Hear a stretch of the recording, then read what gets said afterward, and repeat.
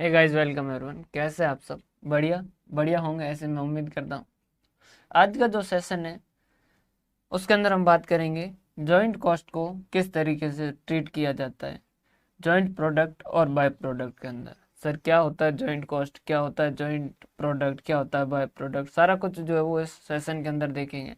Sir, कैसा जाने वाला सेशन? बहुत ईजी जाने वाला है। इसके अंदर ज़्यादा लोड लो ऐसा कोई पॉइंट नहीं है। बहुत आसान आसान सा कॉन्सेप्ट है और आसानी से ही समझ आ जाएगा। ठीक है सर, चले हम हमारे बोर्ड पे। हाँ जी सर, चलिए। ये लीजिए, हम हमारे बोर्ड पे आ गए। देखिए, इसके अंदर कॉन्सेप्ट नाम पे 3 कॉन्सेप्ट है। पहला है अपोर्शनमेंट ऑफ जॉइंट कॉस्ट, कि जॉइंट कॉस्ट है उसका अपोर्शनमेंट कैसे होगा। देखिए, जॉइंट कॉस्ट होता है क्या, पहले मैं चैप्टर का एक ओवरव्यू दे देता हूँ। देखिए,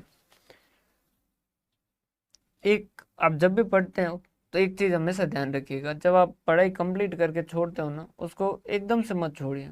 उसको लास्ट में 5 मिनट में रिवाइज जरूर कीजिए कि आपने क्या क्या पढ़ा अभी इस टाइम के अंदर। तो आपको एक बार वो रिवीजन हो जाता है, जल्दी हो जाता है, तो आपका अंडरस्टैंडिंग जो वो थोड़ी और ज़्यादा बेहतर हो जाती है। ठीक है सर, इसका ध्यान रखेंगे। बताइए सर, इस चैप्टर के अंदर क्या क्या बात करें हम चैप्टर की, तो सबसे पहला इसके अंदर जो है वो जॉइंट प्रोडक्ट के बारे में। सर, जॉइंट प्रोडक्ट क्या होता है? देखिए, कुछ प्रोडक्ट ऐसे होते हैं जो सेम प्रोसेस से चलते हैं लेकिन लास्ट में जाके अलग अलग हो जाते हैं। कुछ ऐसा होता है जिसके अंदर क्या होता है, सेम प्रोसेस से चलते हैं लेकिन लास्ट में जाके क्या हो जाते हैं, अलग अलग हो जाते हैं। उनको क्या कहा जाता है? जॉइंट प्रोडक्ट कहा जाता है। सर, फॉर एग्जाम्पल से बताइए। लाइक रिफाइनरी जो है, जैसे राजस्थान के अंदर पचपत्रा के अंदर इसकी क्या है, रिफाइनरी की वो लगी हुई है। तो वो नीचे से जो ज़मीन के अंदर से क्या करते हैं, ऑयल वगैरह एक्सट्रैक्ट करते हैं। तो वो ज़मीन से जब एक्सट्रैक्ट करते हैं तो वहाँ से क्या होता है, गैस भी निकलती, लिक्विड भी निकलती, फिर उनको प्रोसेस किया जाता है। फिर जो लिक्विड होता है उससे पेट्रोल भी बनता है, डीजल भी बनता है उसको रिफाइन करके, और उसके साथ साथ कुछ वेस्ट भी निकलता है। तो समझिएगा, सेम वही प्रोसेस हुआ, ज़मीन से एक्सट्रैक्शन का प्रोसेस सेम रहा, फिर उनको रिफाइनरिंग का वगैरह का सेम प्रोसेस रहा, और उसके बाद में एक जगह पे वो अलग अलग हुए, और फिर उनके ऊपर और आगे फर्दर प्रोसेस हो सकता है और आगे ना भी हो। लाइक ऑयल निकलने पेट्रोल निकलने के बाद भी पेट्रोल जो वो बढ़िया क्वालिटी का जो एरोप्लेन वगैरह में यूज होता है उसके लिए उसको और भी रिफाइन किया जा सकता है, या फिर एक जगह पे वो अलग होकर उनके ऊपर नॉर्मल काम भी किया जा सकता है ताकि वो सेलेबल यूनिट हो। तो यहाँ पर काम क्या होता है, कुछ हद तक तो क्या होता है, सेम प्रोसेस में चलता है, और फिर क्या होते हैं, वो अलग होते हैं। ठीक है सर। तो यहाँ इनको क्या कहा जाएगा, जो सेम प्रोसेस से निकल रहे आगे जाके अलग हो रहे हैं, इनको क्या कहा जाएगा? Joint product. इनको क्या कहा जाएगा? Joint product. सर, आपने एक वर्ड और आपने साथ में लिया जॉइंट प्रोडक्ट के साथ, बाय प्रोडक्ट। ये क्या होता है? देखिए, जॉइंट प्रोडक्ट और बाय प्रोडक्ट जो है वो है सेम ही कॉन्सेप्ट है, कि जैसा जॉइंट प्रोडक्ट होता है वैसा वैसा बाय प्रोडक्ट होता है, कि जो उसी प्रोसेस से साथ में निकल जाता है। वही सेम कॉन्सेप्ट है, बस ये है कि बाय प्रोडक्ट बेचारा उसकी ज़्यादा वैल्यू नहीं होती। बाय प्रोडक्ट जो होता है उसकी ज़्यादा वैल्यू नहीं होती। लाइक टाटा जो है वो क्या कर रहे थे, केमिकल प्रोड्यूस कर रहे थे बहुत, और अलग अलग वेराइटी के केमिकल जो प्रोड्यूस कर रहे थे प्रोसेस के जरिए। वहाँ पर उन्होंने क्या किया, जो वेस्ट था वो उसको फेंकने से पहले उन्होंने चेक किया कि यार ये वेस्ट जो है वो क्या है, और जब उन्होंने चेक किया तो वो बढ़िया क्वालिटी का साल्ट था, नमक था बढ़िया क्वालिटी का। तो ये क्या हुआ, बाय प्रोडक्ट। अब नमक की उतनी वैल्यू नहीं है जितना वो केमिकल बना रहे हैं, लेकिन वो भी एक प्रोडक्ट तो निकल रहा है। फिर इन्होंने क्या किया, उसको सेल करना शुरू कर दिया। तो ये क्या हो गया, बाय प्रोडक्ट हो गया। या फिर लाइक आप दूसरा एग्जाम्पल और देखें, रिफाइनरी वाले केस के अंदर हमने वहाँ से एक्सट्रैक्ट किया और उससे पेट्रोल डीजल और ये एलपीजी वगैरह ये सारा सारा निकले, ये तो मेन प्रोडक्ट। उसके साथ साथ जो वेस्ट निकला उसको हमने चेक किया, तो वो जो था वो क्या था, ग्लिसरीन था। वो क्या था, ग्लिसरीन था। तो ये क्या हो जाएगा आपका, एक तरीके का बाय प्रोडक्ट। उसकी इतनी वैल्यू नहीं है जितनी पेट्रोल और डीजल की, लेकिन उसकी भी थोड़ी बहुत वैल्यू है, तो उसको क्या किया जाता है, अलग से सेल किया जाता है। तो इसको बाय प्रोडक्ट। अगर बाय प्रोडक्ट की वैल्यू ज़्यादा हो, बाय प्रोडक्ट भी अच्छे खासे में सेल होना शुरू हो जाए, तो उस केस के अंदर बाय प्रोडक्ट को ही जॉइंट प्रोडक्ट भी कह सकते हैं। क्लियर है? तो बाय प्रोडक्ट और जॉइंट प्रोडक्ट का ऐसा कोई स्पेसिफिक क्लासिफिकेशन नहीं है, कंपनी टू कंपनी वेरी करता है। अगर उनको लगता है कि हाँ यार ये इतना ज़्यादा ध्यान देने लायक नहीं है, तो उस केस के अंदर उसको बाय प्रोडक्ट कहा जाता है। और अगर लगता है कि हाँ यार ये ध्यान देने लायक, इसकी कुछ वैल्यू है, तो उस केस के अंदर क्या कहा जाता है, जॉइंट प्रोडक्ट कहा जाता है। जब तक आपके पास कुछ हो नहीं, मतलब एजुकेशन और कुछ भी आपके पास ऐसा कुछ जिससे आपकी कुछ वैल्यू हो, तब तक आप किस कैटेगरी में रहेंगे, बाय प्रोडक्ट में। जब आपकी कुछ वैल्यू आप अपनी क्रिएट करोगे, वो करनी पड़ती है, उसके लिए आपको मेहनत करनी होगी, अपने एफर्ट देने होंगे, और उसके बाद में जब वैल्यू होगी तो आप किस में आ जाएंगे, जॉइंट प्रोडक्ट के अंदर, कैटेगरी के अंदर आ जाएंगे। समझ पा रहे हैं बात? तो जॉइंट प्रोडक्ट और बाय प्रोडक्ट का जो है वो बाइफर्केशन सिर्फ और सिर्फ वैल्यू के बेसिस पे है। क्लियर है? हाँ जी सर। तो यहाँ पर सर प्रॉब्लम क्या आएगी? अब प्रॉब्लम ये आएगी, देखिए ये एक प्रोसेस है, इस प्रोसेस के अंदर क्या हुआ, काम हुआ, ठीक है सर, इस प्रोसेस में काम हुआ, ये काम हुआ, और यहाँ से 3 प्रोडक्ट निकले, ए, बी और सी, और एक बाय प्रोडक्ट भी निकला, डी।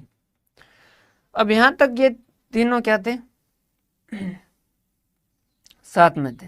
यहां तक ये तीनों क्या थे, साथ में थे।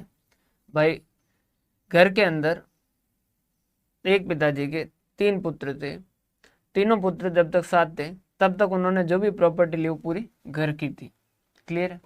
उसके उस वक्त तक कोई दिक्कत थी क्या? नहीं, उस वक्त तक कोई भी प्रॉब्लम नहीं थी, सब कुछ सही चल रहा था। अब तीनों अलग होंगे, क्या समस्या होगी? तीनों के अंदर बाइफर्केशन कि किसको कितना दिया जाए, किसको कितना दिया जाए। छोटा है उसको ज़्यादा दें, या जो बीच वाला बेरोजगार है उसको ज़्यादा दें, या जो सबसे बड़ा है उसको ज़्यादा दें, जो सबसे ज़्यादा रिस्पॉन्सिबल है उसको ज़्यादा दें। तो ये इस तरीके से कि मेन प्रॉब्लम आती है उनमें, प्रॉपर्टी का हिस्सा किस तरीके से बांटा जाए, किस तरीके से बाइफरकेट किया जाए। तो वैसा वैसा इनकी जो कॉस्ट है वो क्या है, जॉइंट कॉस्ट है। कॉस्ट जो है वो क्या है, जॉइंट कॉस्ट है। यहाँ पर टोटल जैसे इस पूरे प्रोसेस में 2 लाख रुपए लगे। अब इस 2 लाख रुपए को क्या करना है, ए में, बी में, सी में और डी में बांटना है।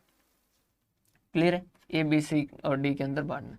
अब डी तो जो है वो बाय प्रोडक्ट है, तो इसका ट्रीटमेंट कुछ अलग होगा, तो इसको हम क्या कर देंगे, साइड में कर देते हैं। अभी हम जॉइंट प्रोडक्ट के अंदर देखते हैं कि ये जो 2 लाख रुपए इनको ए, बी और सी में कैसे डिस्ट्रीब्यूट करें। समझ पा रहे हैं बात? अलग अलग मेथड है, आपको उन मेथड के बारे में देखना, बहुत आसानी से देखते से ही समझ आ जाएंगे, कोई खास प्रॉब्लम वाली बात आएगी नहीं। एक इलस्ट्रेशन से अपन सारे एग्जाम्पल को कर लेंगे, ताकि आपको वही इलस्ट्रेशन से देखोगे तो आप कंपैरिजन भी अच्छे से कर पाओगे। क्लियर है? तो ये सारा का सारा इसके अंदर देखने वाले हैं। बहुत आसान सा कॉन्सेप्ट है, बहुत आसान सा चैप्टर है, बहुत आसानी से आपको समझ आ भी जाएगा। देखिए ये एक हम इलस्ट्रेशन लेते हैं, प्रोसेस 1, जिसके अंदर जॉइंट कॉस्ट जो है वो लगी 80,000, जिसमें से वेरिएबल कॉस्ट है 60,000 और फिक्स कॉस्ट जो 20,000। टोटल जॉइंट कॉस्ट जो लगी है वो कितने लगी, 80,000 की, जिसमें से वेरिएबल कॉस्ट कितनी, 60,000 और फिक्स कॉस्ट कितनी, 20,000। ठीक है सर? हाँ जी सर, सही है, कोई दिक्कत वाली बात नहीं। अब इस प्रोसेस का आउटपुट क्या था, इस प्रोसेस से जब इन्होंने काम किया तब इनका आउटपुट निकला, इनका आउटपुट जो है वो एक तो निकला ए और एक निकला बी। ए जो है इसकी कितनी यूनिटें तैयार हुई है, 500 यूनिट। इसकी कितनी यूनिटें तैयार हुई है, 500, और जिसकी सेल प्राइस कितनी, 200 रुपये। बी की कितनी यूनिटें तैयार हुई है, 300, और उसकी सेल प्राइस कितनी, 150। इसके बाद में प्रोसेस जो ए यूनिट है उनको प्रोसेस 2 में ट्रांसफर किया जाता है, जहाँ पर कॉस्ट लगती है 10,000, और फिर प्रोसेस 2 से ए की 400 यूनिट ही बाहर निकलती है। सर ऐसा क्यों, 500 की जगह 400? जरूरी नहीं है कि इनपुट आउटपुट रेशियो हमेशा 100 ही हो, कि 100 का इनपुट दिया जाए तो 100 ही आउटपुट निकलेगा। समझ पा रहे हो बात? जैसे आपने अगर मैं बताऊं कौन सी सब्जी, जैसे पापड़ वगैरह की सब्जी होती है, या फिर सेव टमाटर की सब्जी होती है, तो आप उनको जितना सब्जी के अंदर रॉ मटेरियल डालोगे उतना नहीं रहेगा, लास्ट के अंदर सब्जी जो वो इतनी सी हो जाएगी। अगर आप बाहर रूम लेके रहे हो तो शायद मेरे हिसाब से यही सब्जियां आपने 2 बनानी सीखी होगी, सबसे आसान भी यही होती है। तो उनके अंदर आप देखोगे कि सब्जी जब वो उसके अंदर डालते हैं तब तो बहुत ज़्यादा डालते हैं, लेकिन लास्ट के अंदर बचती बहुत कम है। या सेव टमाटर तो फिर भी उतना रहता है।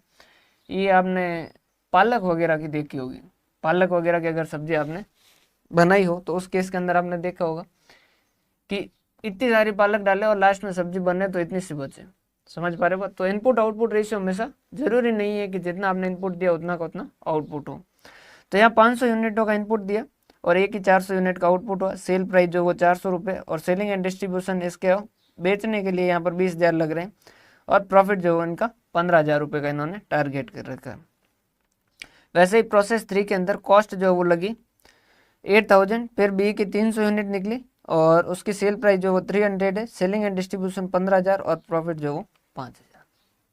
क्लियर है? हाँ जी सर क्लियर है, यहाँ तक हमें कोई भी समस्या नहीं है। ठीक है, अब सबसे पहला मेथड आता है फिजिकल यूनिट मेथड। पहला मेथड कौन सा आता है? Physical unit method. बहुत आसान, बहुत ही सिंपल बात कहता है बेचारा, मतलब सीधी बात कहता है। ये क्या कहता है कि भाई साहब आपके कॉमन खर्चे कितने? 80,000। यूनिट कितनी कितनी तैयार हुई? हमने कहा इस 80,000 के अंदर भाई ए की जो है वो 500 यूनिट और बी की जो है वो 300 यूनिट तैयार है। उन्होंने कहा इस 80,000 को 500 और 300 के रेशियो में, 500 और 300 के अनुपात में बांट दीजिए। हमने कहा ठीक है, 80,000 गुणा 500 भाग 800, 80,000 गुणा 300 भाग 800, 50,000 और 30,000। हमने कहा लेकिन ये यहाँ आगे जाके तो 400 है। उन्होंने कहा आगे वागे का मत देखो, यहाँ आप जब प्रोसेस से जब अलग हुए हो तब जो उनके यूनिट है उसके रेशियो में कॉस्ट बांट दो। सर इसको यहाँ लिख दे तो? हाँ जी लिख दीजिए। जब कॉमन प्रोसेस से निकले तब जो यूनिट्स थी उनके रेशियो अनुपात में बांट दे, उनके अनुपात के अंदर बांट दे। ठीक है सर। उसके बाद में नेक्स्ट है average unit cost method. Average unit cost method ये क्या कहता है? एवरेज यूनिट कॉस्ट मेथड देखिए, ये एवरेज यूनिट कॉस्ट मेथड और फिजिकल यूनिट जो है, ये दोनों जब आप पढ़ोगे तब आप कहोगे कि यार दुनिया में इतने बेवकूफ़ भी होते हैं क्या? इसने वही बात की, बस अलग तरीके से कही। मतलब कैसे? उन्होंने कहा देखो आप क्या करो, सबसे पहले एवरेज कॉस्ट कैलकुलेट करो। सबसे पहले क्या करो? Average cost per unit calculate करो। हमने कहा वो कैसे? उन्होंने कहा कॉमन जॉइंट कॉस्ट जो भी है उनकी divided by total units of joint product. हमने कहा ये मतलब ये क्या कहना चाह रहे हैं? उन्होंने कहा देखो टोटल खर्चा आपका कितना लगा कॉमन? हमने कहा 80,000। उन्होंने कहा यूनिट कितनी बनाई दोनों? हमने कहा 500 ए की बनी, 300 बी की बनी। तो उन्होंने कहा ये हो गया आपकी कॉमन कॉस्ट, ये आ गया हमारा 100 रुपीज़ पर यूनिट। इसको कहा कि अब बता भाई ए की कितनी कॉस्ट और बी की कितनी कॉस्ट, कितनी कितनी थे? उसने कहा देखो ए की कितनी यूनिटें बनी? 500। एक यूनिट कितने की? 100 की। कितना? 50,000 रुपये। हमने कहा वाह यार, 300, 100, 30,000 रुपये। हमने कहा यार तेरी बातें तो वही है, आंसर तो वही आ रहा है जो इसका आएगा। उसने कहा हमेशा ही सेम आएगा। हमने कहा तो तूने क्यों कहा? उसने कहा मेरी इच्छा, मैंने ये मेथड बताया। उसने बिना फॉर्मूले के सीधा रेशियो में बांटने कह दिया, मज़ा ही नहीं आ रहा था लोगों को, इसलिए मैंने ऐसा कहा कि पहले average unit calculate, average cost calculate करो, फिर आप इस तरीके से करो। सर क्या ये दोनों से सेम आएगा? दोनों से सेम ही आना है, समझ पा रहे बात? यहाँ पर आपने सीधा 500 और 300 के रेशियो में बांटा और इसने क्या किया, पहले पर यूनिट कैलकुलेट किया और फिर वो बांटा, तो अल्टीमेटली तो वो रेशियो में ही बांट रहा है। ठीक है सर, यहाँ तक हमें कोई दिक्कत वाली बात नहीं है, अच्छे से समझ आ गया। अब ये जो है, ये पहला अच्छा मेथड जो थोड़ा ढंग का मेथड जो है वो शुरू होता है। ये कंट्रीब्यूशन मेथड क्या कहता है? ये कहता है कि आपके जो कॉमन कॉस्ट है उसके क्या करो, दो हिस्सों में बांटो। उसकी वेरिएबल कॉस्ट है में बांटो और उसकी फिक्स कॉस्ट अलग करो। और फिक्स्ड कॉस्ट अलग करो। हमने कहा बाकी वाले दोनों मेथड ने तो ऐसा नहीं कहा। उसने कहा कि बाकी दोनों जो थे वो बेवकूफ़ थे, तो ज़रूरी नहीं कि मैं भी बेवकूफ़ हूँ। हमने कहा ठीक है, नाराज मत हो, सीधा सीधा बताओ। उन्होंने कहा वेरिएबल कॉस्ट कितनी? हमने कहा दे रखा है 80,000 में से 60,000 वेरिएबल कॉस्ट, ठीक है ये लोगो। फिक्स कॉस्ट कितनी? 20,000। फिर इसने क्या कहा, इस वेरिएबल कॉस्ट को किस में बांटो, किस रेशियो में बांटोगे? हमने कहा किस रेशियो में बांटे? इन्होंने कहा इसको फिजिकल यूनिट्स के रेशियो में बांटो।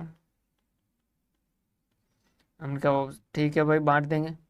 और हमने कहा फिक्स कॉस्ट को, और उसने कहा कि इसको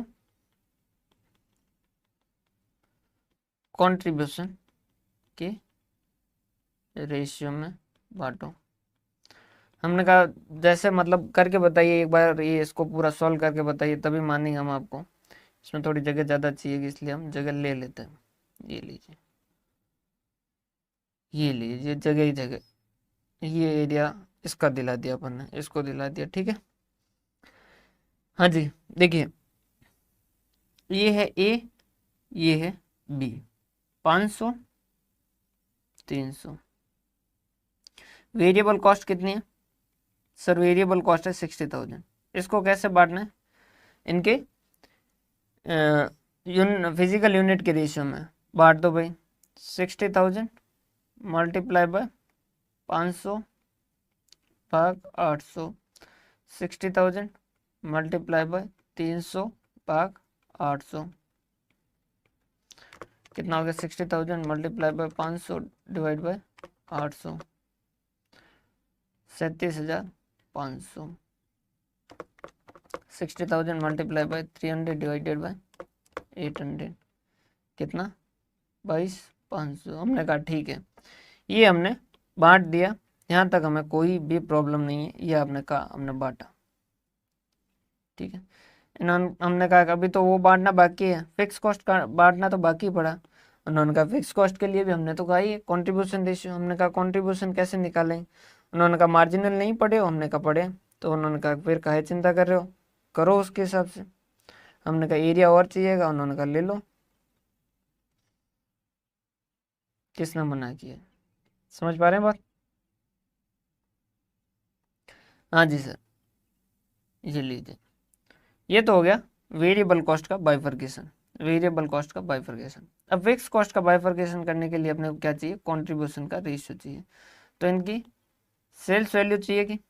हाँ जी सर, सेल्स वैल्यू कितनी कितनी? इसकी 500 यूनिट है 200 के हिसाब से, तो कितना हो गया? 500 यूनिट 200 के हिसाब से, और इसकी जो है वो 300 यूनिट 150 के हिसाब से। 300 यूनिट 150 के हिसाब से।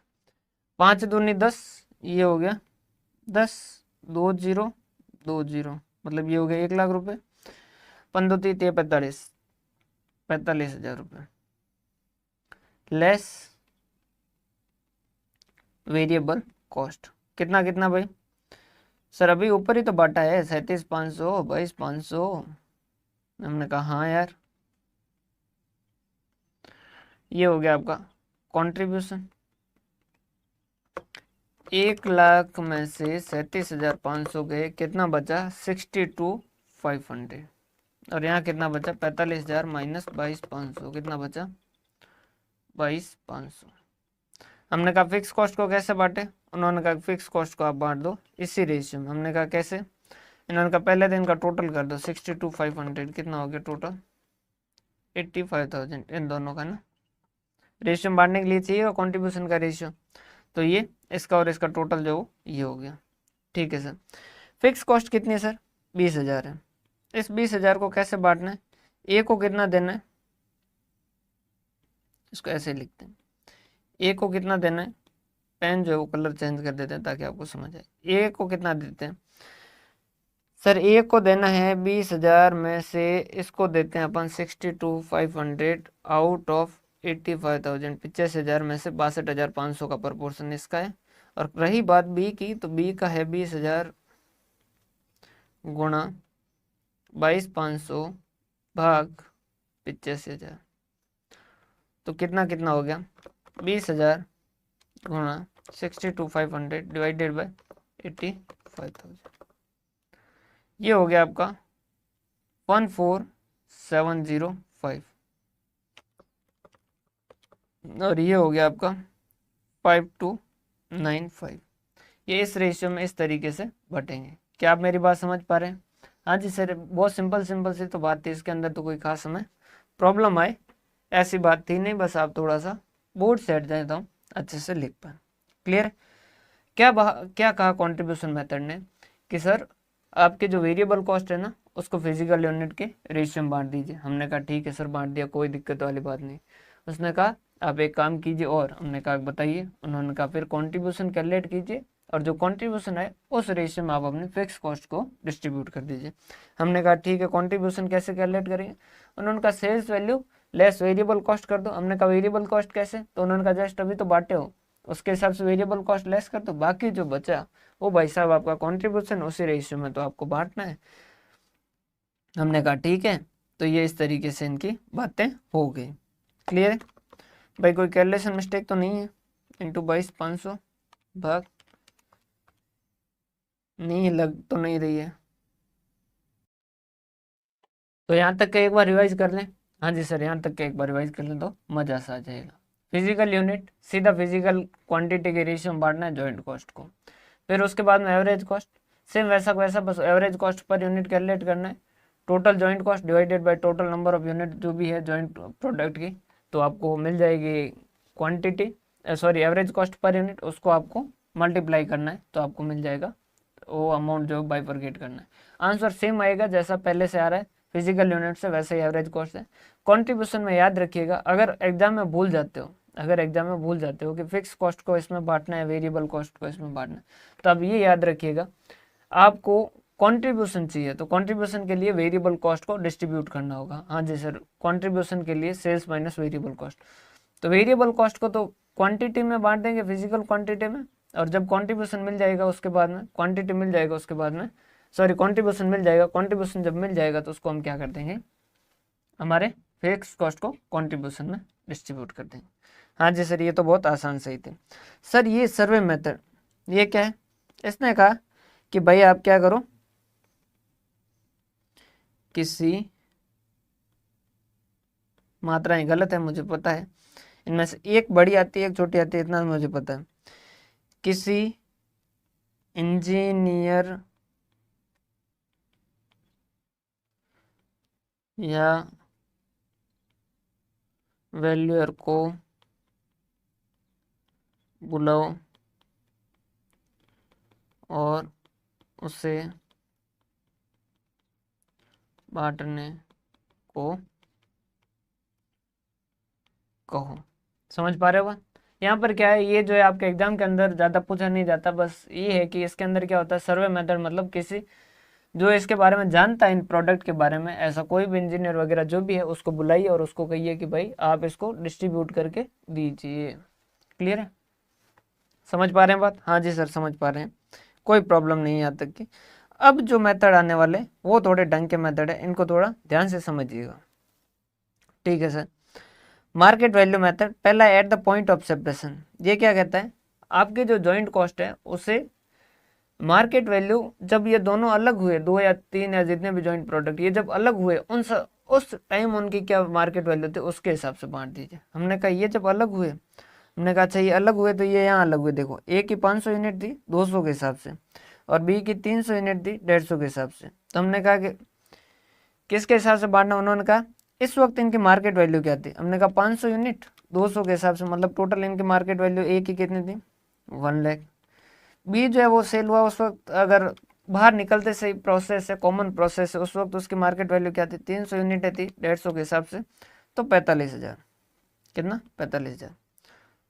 तो इसने कहा कि आप क्या कीजिए, market value at the point of separation, जब ये अलग हुए तब इनकी मार्केट वैल्यू लिखो। हमने कहा लिख दिया सब, ये 1 लाख 1 लाख और इसका 45,000।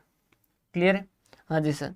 फिर इन्होंने कहा कि आपकी जो जॉइंट कॉस्ट है उसको इस तरीके से बांटोगे। हमने कहा कैसे, उन्होंने कहा ए और बी इन दोनों में इस रेशियो में बांट दोगे। ये टोटल कितना 1,45,000, तो इस रेशियो में 1 लाख और 45,000 के रेशियो में बांट दोगे। हमने कहा ठीक है सर, हम बस सिर्फ बस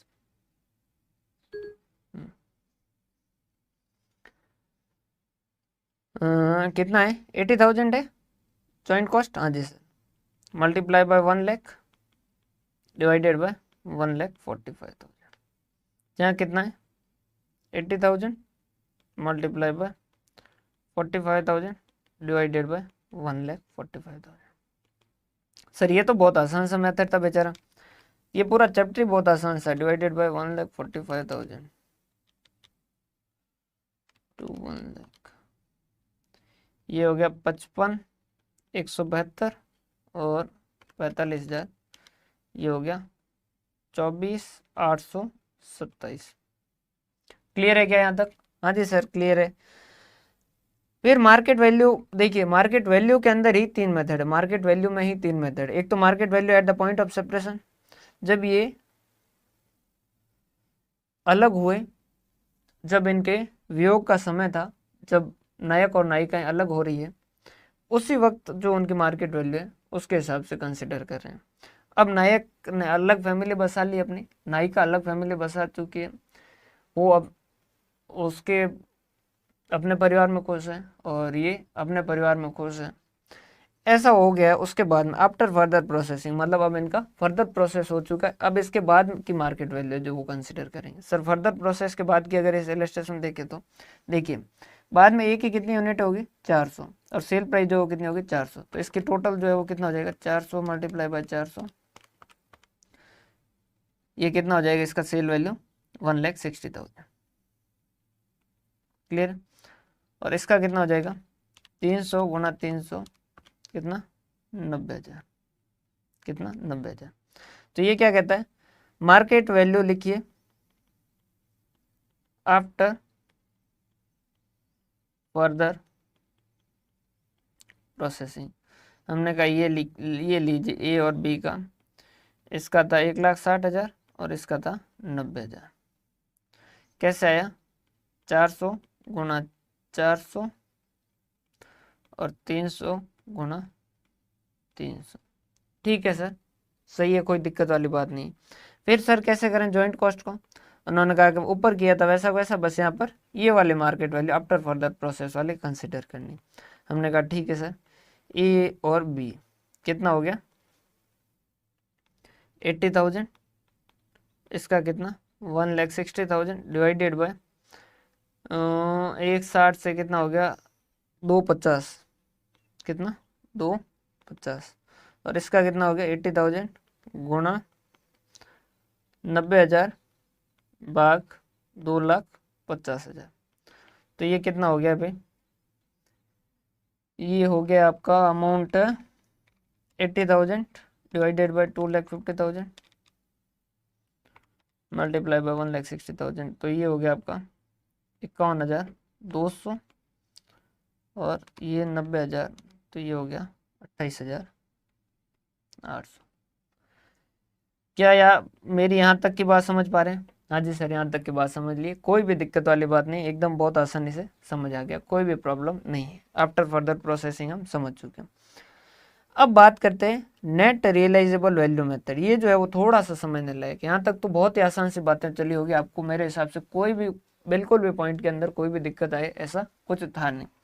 नेट रियलाइजेबल वैल्यू जो हो क्या कहता है, देखिए गाड़ी जब चलाते हैं तो कितने गियर होते हैं सर? किसी में 4 होते हैं, किसी में 5 होते हैं। अरे ऐसा नहीं, मेनली देखें तो 3 होते हैं, न्यूट्रल, फॉरवर्ड और बैक।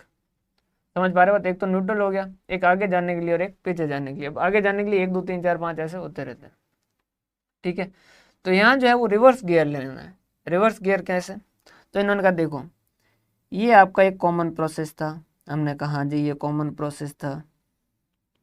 उन्होंने कहा यहाँ से आप निकले, हमने कहा हाँ जी यहाँ से निकले। फिर उन्होंने कहा कि आपने फिर फर्दर प्रोसेस हुए होंगे, हाँ जी हमने कहा फर्दर प्रोसेस हुए, तो फर्दर प्रोसेसिंग कॉस्ट लगी होगी, हमने कहा हाँ जी फर्दर प्रोसेसिंग कॉस्ट लगी होगी। फिर इन्होंने कहा कि हो सकता है कि यहाँ आपका प्रोडक्ट सेलेबल और उसके बाद में आगे आपको सेल करने के लिए कुछ माथाफोड़ी करनी हो, तो हो सकता है कि आपको यहाँ पर सेलिंग एंड डिस्ट्रीब्यूशन ओवरहेड लगे हुए हो, हमने कहा हाँ जी हो सकता है सेलिंग एंड डिस्ट्रीब्यूशन।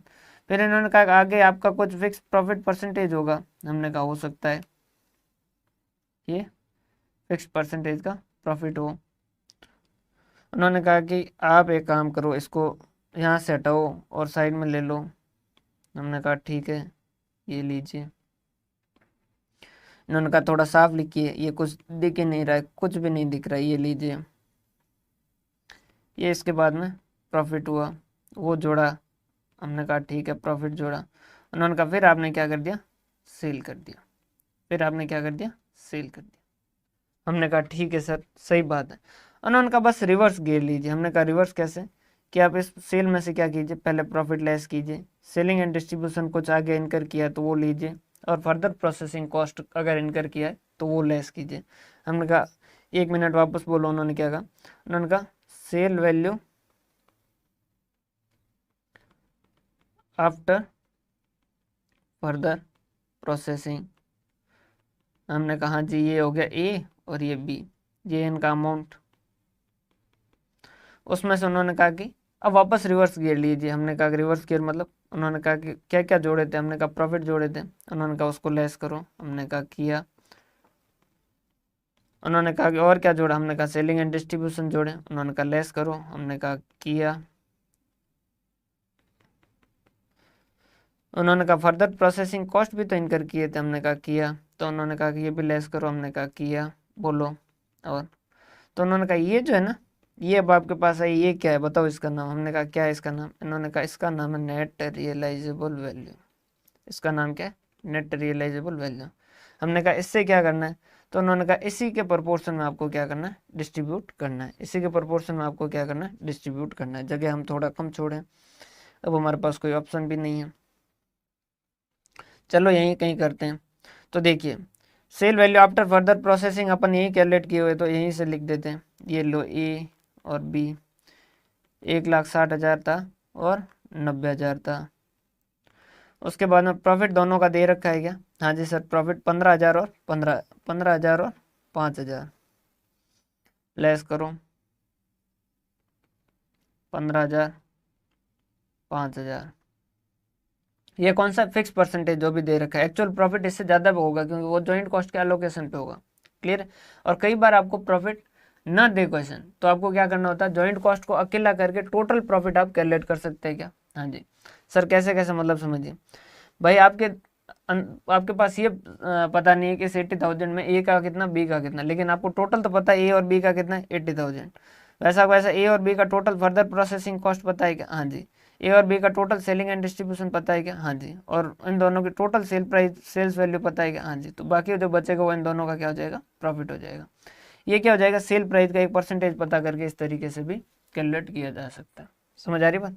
जैसे कि 80,000 फर्दर प्रोसेसिंग को ये भी अपन बता देंगे, अगर प्रॉफिट नहीं दे रखा होता तो हम कैसे करते हैं।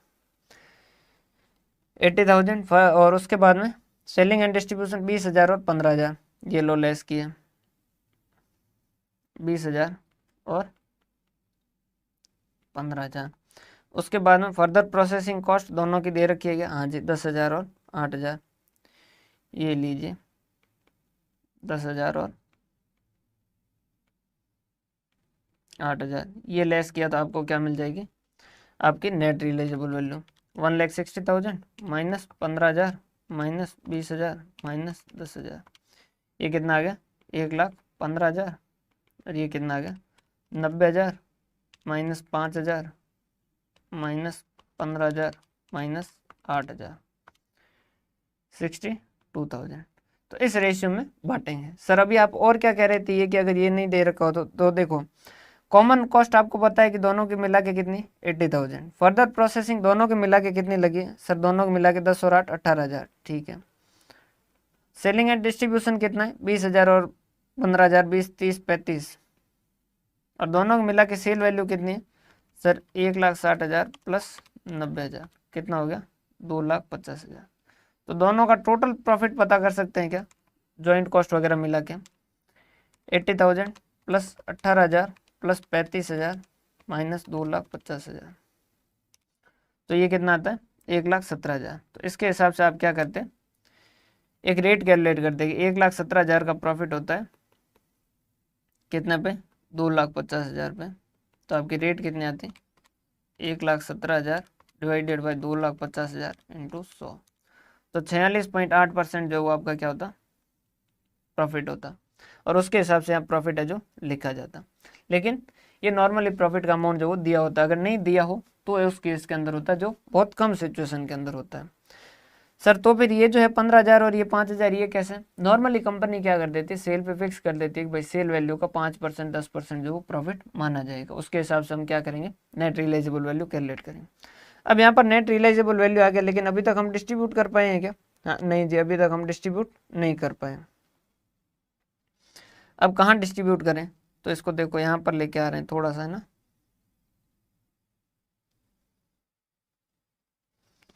एक मिनट रुको,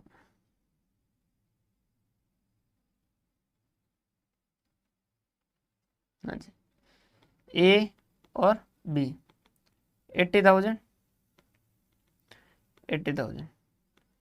ए को कितना देंगे, ए की नेट रियलाइजेबल वैल्यू कितनी है, 1,15,000, 1,15,000 डिवाइडेड बाय 1,15,000 प्लस 62,000, 1,77,000, 62,000, 1,77,000। तो ये हो गया 80,000 डिवाइडेड बाय 1,77,000 मल्टीप्लाई बाय 1,15,000, तो ये हो गया 51,977 और 62,000, ये हो गया 28,022।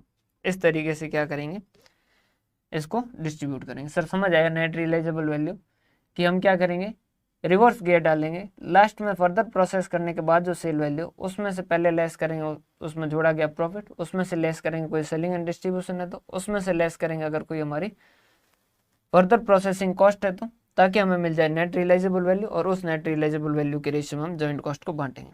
अब आता है ट्रीटमेंट ऑफ जॉइंट प्रोडक्ट। इतना करने के बाद आप इस चैप्टर को लगभग आप कंप्लीट कर चुके हैं।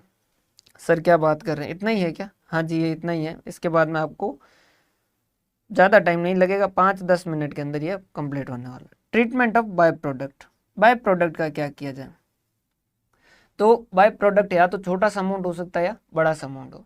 तो देखो छोटे से अमाउंट के अंदर अगर बहुत स्मॉल सा अमाउंट है ना, तो नेट रियलाइज जो भी होता है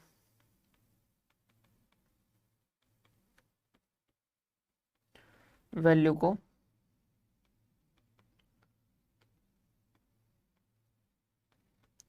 जॉइंट कॉस्ट से लेस कर दो। मतलब सर जैसे मतलब यूँ समझ लीजिए कि जैसे मूंगफली से अपन ऑयल वगैरह प्रोसेस करके ऑयल निकालते हैं, अब उसका जो कचरा है उसकी कोई वैल्यू नहीं है खास, बहुत कम वैल्यू है, वो गाय भैंसों के खाने के लिए हम उसको दे देते हैं, तो थोड़ा सा पैसा लगता है। अब उसके लिए आप मान लीजिए उसको ट्रक से लेके फार्मर तक पहुंचाने के लिए, किसान तक पहुंचाने के लिए 5,000 रुपये का खर्चा लगता है और वहां से अपने को 15,000 मिलते हैं। तो वो ये क्या कहता है, नेट रियलाइज कितना हो, देखिए ग्रोस रियलाइज पूछे तो कितना 15,000, मतलब मिला कितना 15,000, लेकिन उसमें से 5,000 का खर्चा हो गया, तो नेट रियलाइज कितना हुआ 10,000। तो ये क्या कहता है, इस 10,000 को क्या कर लो आप जॉइंट कॉस्ट में से कम कर दो। समझ पा रहे हो, मान लीजिए आपकी जॉइंट कॉस्ट 1 लाख है, तो आप क्या कीजिए 1 लाख में से ये 10,000 कम कर दीजिए, आप मान लीजिए 90,000। सर कुछ कुछ ट्रीटमेंट इसका नॉर्मल लॉस जैसा, हाँ जी ये कुछ कुछ नॉर्मल लॉस के जैसा।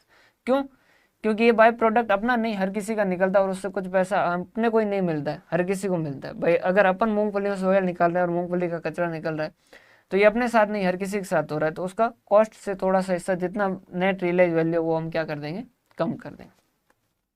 सर अगर कंसिडरेबल अमाउंट हो, उससे अच्छा खासा पैसा मिलता हो, तो भाई इसे बाय प्रोडक्ट मत बोलो, तो जॉइंट प्रोडक्ट बोलो। सर मतलब देखिए हमने कहा था बाय प्रोडक्ट वो होता है जो कॉमन प्रोसेस है वैसा वैसा निकलता है, लेकिन उसकी वैल्यू जो होती है वो क्या होती है, कम होती है। अब यहाँ पर अगर उससे भी अच्छी खासी वैल्यू मिलती है, तो बाय प्रोडक्ट जो है वो क्या कहेगा कि भाइयों मेरे साथ ऐसा भेदभाव क्यों, जब मैं भी उतना ही पैसा कमा रहा हूँ जितना तुम लोग कमाते हो, तो मुझे बाय प्रोडक्ट कहना बंद करो, मेरी इंसल्ट करना बंद करो, मुझे भी अब से क्या कहोगे, जॉइंट प्रोडक्ट कहोगे। अब से अपन को भी चाहिए उतना का उतना इज्जत। समझ पा रहे हो बात, तो बाय प्रोडक्ट यहाँ पर क्या हो जाएगा, जॉइंट प्रोडक्ट हो जाएगा। क्लियर है। डिसीजन अबाउट फर्दर प्रोसेस और नॉट, एक क्वेश्चन ये भी पूछा जा सकता है कि फर्दर प्रोसेस किया जाए या नहीं किया जाए। भाई कॉमन सेंस की बात है, प्रॉफिट होगा, अगर फायदा दिख रहा है तो हम क्या करेंगे, करेंगे फर्दर प्रोसेस, और अगर फायदा नहीं दिख रहा है तो हम फर्दर प्रोसेस नहीं करेंगे। तो हम क्या करेंगे, हम दो चीजें देखेंगे, इंक्रीज इन रेवेन्यू, और उसमें से क्या करेंगे, लेस करेंगे इंक्रीज इन कॉस्ट। कि फर्दर प्रोसेस करने से रेवेन्यू में कितना इंक्रीज हुआ और फर्दर प्रोसेस करने से कॉस्ट में कितना इंक्रीज हुआ। अगर रेवेन्यू में ज़्यादा हुआ है मतलब पॉजिटिव है, अगर ये पॉजिटिव आता है तब तो क्या करो फर्दर प्रोसेस, और अगर ये नेगेटिव आता है तो फर्दर प्रोसेस मत करो। सर मतलब आपने कहा ठीक है, बात समझ आई, लेकिन पूरा समझ नहीं आया। देखिए यहाँ पर इसकी 500 यूनिट थी 200 के हिसाब से, तो कितना सेल वैल्यू मिल रहा था 1 लाख। अगर फर्दर प्रोसेस करोगे तो आपको टोटल जो है वो यूनिट पैसा कितना मिलेगा, 400 यूनिट मिलेगी 400 के हिसाब से, तो 1,60,000। तो आपका रेवेन्यू में को इंक्रीज कितना हुआ सर 60,000 का। रेवेन्यू में इंक्रीज कितना हुआ 60,000 का। समझिएगा, अगर आप यहीं पर सेल कर देते तो 500 यूनिट थी 200 के हिसाब से 1 लाख रुपए मिलते और 1 लाख रुपए के अंदर आप सेल करते। अब यहाँ पर 400 यूनिट 400 के हिसाब से सेल करते हो तो 400 इंटू 400 1,60,000 तो 1,60,000 मिलेंगे। तो इंक्रीज इन रेवेन्यू कितना है, इंक्रीज इन रेवेन्यू कितना है, तो आफ्टर फर्दर प्रोसेस ए और बी, आफ्टर फर्दर प्रोसेस इसको मिलता है 1,60,000 और बिफोर फर्दर प्रोसेस इसका कितना मिलता है 1 लाख। तो ये कितना हो गया 60,000 का फायदा हो रहा है। यहाँ पर 60,000 में रेवेन्यू में इंक्रीज हो रहा है। यहाँ 300 इंटू 150 के हिसाब से कितना 45,000 मिल रहा था।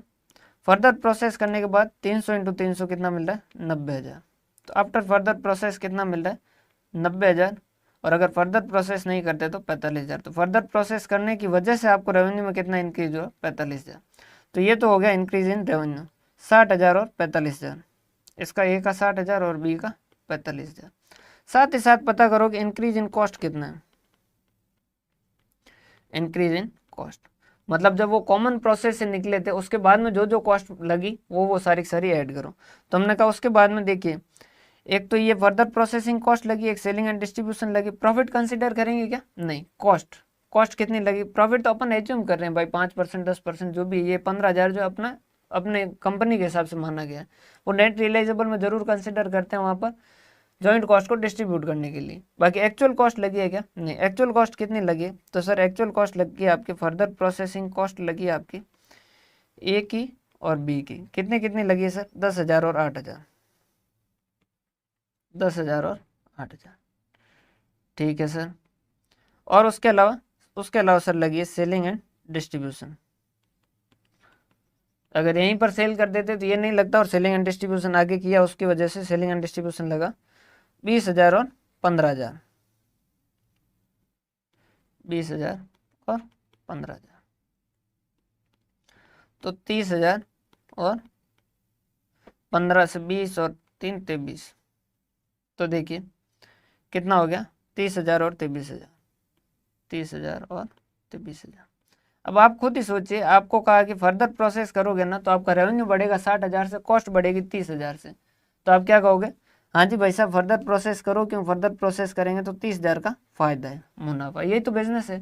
2 के अंदर लाए और 2 के से 3 में बेच पा रहे हैं, 2 से ज़्यादा कितना भी 2.01 में भी बेच पा रहे हैं तो भी हम क्या करेंगे, उसको करेंगे, क्योंकि फायदा हो रहा है। समझ आ रही बात। तो यहाँ कॉस्ट कितनी बढ़ रही 30,000 से और रेवेन्यू कितने से बढ़ रहा है 60,000 से। बी वाले में देखे तो 45,000 माइनस 23 मतलब 22,000। यहाँ भी नेगेटिव नहीं आ रहा है, पॉजिटिव आ रहा है। तो इसको भी क्या करेंगे, फर्दर प्रोसेस करेंगे, कितना 23,000, इसको भी करेंगे। अगर किसी का यहाँ पर मान लीजिए ये जो अमाउंट है और इसमें से ये लेस करने के बाद ये अमाउंट जो अगर नेगेटिव आता तो उस केस के अंदर हम क्या करते हैं, इसको कंसीडर आगे फर्दर प्रोसेस नहीं करते। समझ पा रहे बात, क्यों, क्योंकि सर देखो अगर मान लीजिए आगे जाने से हमें 50,000 का फायदा हो रहा है, लेकिन 50,000 रेवेन्यू बढ़ रहा है, लेकिन कॉस्ट जो वो 60,000 से बढ़ रही, तो उस केस के अंदर हम आगे जाएंगे क्या, नहीं जाएंगे। सर ये तो बहुत कॉमन सेंस वाली बात है। मेथड ऑफ अपोर्शनिंग जॉइंट कॉस्ट और बाय प्रोडक्ट थ्योरी नाम पे इस पे इतना ही है कि जॉइंट कॉस्ट को बाय प्रोडक्ट में कैसे बांटेंगे। अगर वो स्मॉल अमाउंट है और हम उसको बाय प्रोडक्ट को बांटना चाहते हैं, उस केस के अंदर ये रेयर केस में यूज होता है कि बाय प्रोडक्ट के अंदर भी बांटे, लेकिन अगर बांटना चाहे तो कैसे बांटेंगे, net realisable value method use कर सकते हैं जो हमने अभी देखा वही, या फिर स्टैंडर्ड कॉस्ट रख देते हैं कि भाई इसके लिए 2 रुपये चार्ज करेंगे बाय प्रोडक्ट के लिए, या 3 रुपये ऐसे पहले से फिक्स कर लें। कंपेरेटिव प्राइस मतलब इसके जैसे कि प्राइस, ये जो बाय प्रोडक्ट है इसके जैसे कि जो बाय प्रोडक्ट है उसकी वैल्यू के हिसाब से क्या करेंगे, हम इनको डिस्ट्रीब्यूट कर देंगे। यहाँ पे रीयूज, अगर इसे दोबारा रीयूज करें तो जो वैल्यू उसमें, देखिए नॉर्मली तो क्या करते हैं, बाय प्रोडक्ट अगर स्मॉल अमाउंट तो हम क्या कर देते हैं, कॉस्ट में से कम कर देते हैं, और कंसिडरेबल अमाउंट तो जॉइंट प्रोडक्ट करते हैं।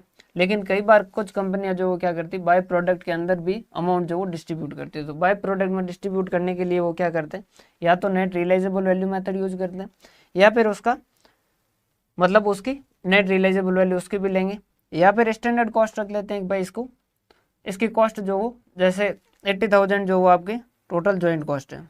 अब आपने कहा कि बाय प्रोडक्ट आपका ये 100 यूनिट है और इसका 2, तो ये आपने मान लिया कि 200, तो आप क्या कहोगे, इस 80,000 में से 200 की कॉस्ट जो बाय प्रोडक्ट की, बाकी जो है वो 79,800 जो वो बाकी जॉइंट प्रोडक्ट की। तो ये ऐसा स्टैंडर्ड रेट है जो फिक्स कर सकते हैं। या कंपेरेटिव प्राइस, ये जो 100 है इनके comparative price, in by product की कंपेरेटिव प्राइस पता किया कि ऐसे कैसे मार्केट के अंदर अगर प्रोडक्ट है तो वो कितने में, मान लीजिए वो 3 में, तो ये 300, तो उस केस में हम क्या कहेंगे इस केस के अंदर कि 80,000 में से 300 की जो कॉस्ट है वो बाय प्रोडक्ट की है, बाकी का जो है वो जॉइंट प्रोडक्ट की, वो डिस्ट्रीब्यूट कर देंगे। और रीयूज के अंदर कि अगर इसी को हम रीयूज करें कहीं और, इसको इस्तेमाल करें बाय प्रोडक्ट को, तो वहाँ कितनी वैल्यू होगी कि सर अगर इसको यहाँ नहीं बेच के हम हमारे फैक्ट्री के अंदर यूज करें ना, तो ये एक उस जगह पे रॉ मटेरियल की जगह यूज हो पाएगा जहाँ पर ये 1 किलो 4 रुपये में आता है। तो उस केस के अंदर हम क्या करेंगे, मल्टीप्लाई बाय 4 के हिसाब से कितना, 400 की वैल्यू, तो हम क्या करेंगे कि 80,000 माइनस 400 जो है वो इसकी है, बाकी का जो है वो जॉइंट प्रोडक्ट में। उम्मीद करता हूँ समझ आ गया होगा। इसका क्वेश्चन जो वो कम ही आता है, लेकिन ये चारों मेथड जो उनके नाम जो आपको पता होने चाहिए और उनके बारे में बेसिक जो वो मैं आपको बता चुका हूँ। सर एक बार 5 मिनट के अंदर क्या चैप्टर रिवाइज कर लेगा? हाँ जी सर कर लीजिए। हमने कहा जॉइंट प्रोडक्ट बाय प्रोडक्ट बहुत ही आसान सा चैप्टर, शुरुआत में ये कहा कि बहुत ही आसान सा चैप्टर। सर ऐसा क्यों कहा? क्योंकि ये बहुत आसानी से समझ आ सकता है। जॉइंट कॉस्ट है हमारे पास प्रोसेस से, उसमें से कुछ कॉमन प्रोडक्ट है जो बाहर निकले, उनको हमें क्या करना है, बाइफरगेट करना है। कॉस्ट जो जॉइंट कॉस्ट है उनको उनके अंदर बाइफरगेट करना है। सबसे पहला मेथड फिजिकल यूनिट मेथड, वो क्या कहता है कि जो फिजिकल यूनिट है उसी रेशियो में बांट दीजिए। सेकंड एवरेज कॉस्ट, वो क्या कहता है, एवरेज कॉस्ट कैलकुलेट कीजिए। हमने कहा कैसे, उन्होंने कहा total joint cost divided by total joint product, वो आ जाएगी उससे एवरेज कॉस्ट, और उसको मल्टीप्लाई करोगे तो आ जाएगा। हमने कहा इसका आंसर फिजिकल यूनिट से सेम आएगा, उन्होंने कहा सेम ही आएगा। हमने कहा तुमने तो ये क्यों बोला? उसने कहा बोला तो बोला। उसके बाद में थर्ड जो वो कंट्रीब्यूशन मेथड, कंट्रीब्यूशन मेथड क्या कहता है कि पहले कंट्रीब्यूशन पता करो। हमने कहा कंट्रीब्यूशन पता करने के लिए तो वेरिएबल कॉस्ट को बाइफरगेट करना पड़ेगा। उन्होंने कहा हाँ वो वेरिएबल कॉस्ट को तुम क्या कर दो, तुम्हारी जो फिजिकल यूनिट है उस रेशियो में बांट दो। हमने कहा ठीक है। फिर उन्होंने कहा फिर sales value minus variable cost जो बांटी वो लेस कीजिए तो कंट्रीब्यूशन मिलेगा। इस कंट्रीब्यूशन के रेशियो में फिक्स कॉस्ट को बांट दीजिए। हमने कहा ठीक है, बहुत आसान सी बात की, आपने भी कोई दिक्कत वाली बात नहीं।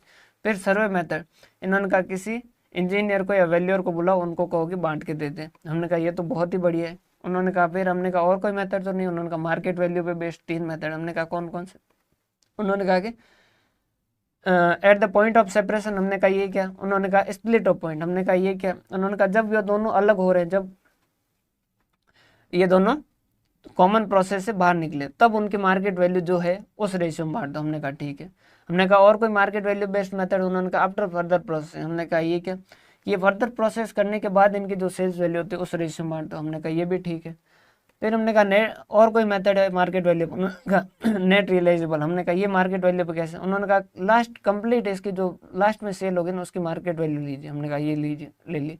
उसमें से उन्होंने कहा कि जब ये कॉमन हुए उसके बाद में इनके साथ जो जो जोड़ा गया ना वो सारा सारा वापस लेस करो। हमने कहा कि क्या क्या जोड़ा गया? उन्होंने कहा सबसे पहले तो आपने फर्दर प्रोसेस किया तो फर्दर प्रोसेस कॉस्ट जोड़ी। हमने कहा फिर इन्होंने कहा कि आपने सेलिंग एंड डिस्ट्रीब्यूशन के लिए कुछ खर्चे किए होंगे। हमने कहा फिर इन्होंने कहा कुछ आपके स्पेसिफाइड परसेंटेज प्रॉफिट जो है वो जोड़े हुए होंगे। हाँ जी, हमने कहा वो भी जोड़े।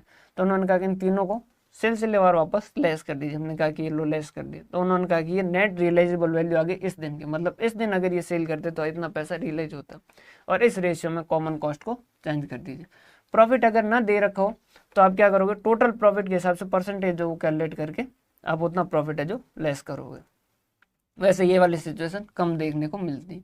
उसके बाद में हमने कहा कि क्या ये चैप्टर कंप्लीट होता है, उन्होंने कहा नहीं, बाय प्रोडक्ट का क्या ट्रीटमेंट होगा। हमने कहा क्या ट्रीटमेंट होगा, उन्होंने कहा कि अगर स्मॉल अमाउंट है ना तो उसकी जो नेट रियलाइजेबल वैल्यू है वो कॉस्ट में से लेस कर देना, किसी को बताना मत। तो हमने कहा ठीक है, किसी को नहीं बताएंगे, स्मॉल अमाउंट है, नेट रियलाइजेबल वैल्यू जो वो जॉइंट कॉस्ट से कम कर देंगे। हमने कहा अमाउंट बड़ा है तो भाई बाय प्रोडक्ट कहेगा कि हमको चाहिए फुल इज्जत, हमको चाहिए फुल इज्जत। हमको काहे को तुम बाय प्रोडक्ट कहते हो, जब हम भी वैल्यू बराबर लेके आए। तुम कह रहे थे तुम बाय प्रोडक्ट हो क्योंकि तुम वैल्यू कम है, अब जब मैं वैल्यू बराबर ला रहा हूँ तो मुझे बाय प्रोडक्ट क्यों कह रहे हो। तो हमने कहा कि ठीक है, तुमसे बाय प्रोडक्ट नहीं कहेंगे, उसे भी जॉइंट प्रोडक्ट कहेंगे, ठीक है। उसके बाद में लास्ट जो है वो आपका क्या है कि जो बाय प्रोडक्ट को डिस्ट्रीब्यूट करने के कौन कौन से मेथड है। तो net realisable value, standard cost का मेथड हो गया, कंपैरेटिव और रीयूज, ये 4 मेथड जो है वो बाय प्रोडक्ट की कॉस्ट को डिस्ट्रीब्यूट करने के लिए मेथड है। ये इतना आपका चैप्टर था। हंसते रहिए, मुस्कुराते रहिए। अगर आपको लेसन सेशन पसंद आ रहे हैं तो उसके इसके अंदर अपने साथियों के साथ जरूर साझा कीजिएगा इस इन्फॉर्मेशन को। बहुत बहुत धन्यवाद। हंसते रहिए, मुस्कुराते रहिए, हंसते हुए पढ़िए, खुश रह के पढ़िए, अंदर से खुश रहिए। Never give your remote control to anyone else, अपना रिमोट कंट्रोल किसी और को नहीं दे। कोई और आपको आके गाली दे के दुखी ना कर दे, कोई आपको आके खुश ना कर दे, आप खुद से खुश होना सीखिए। इसी के साथ मैं आपसे विदा लेता हूँ। आपने इतनी देर मुझे सुना इतने ध्यानपूर्वक, उसके लिए मैं आपका बहुत बहुत आभारी हूँ। बहुत बहुत धन्यवाद। हंसते रहिए, मुस्कुराते रहिए, पढ़ते रहिए।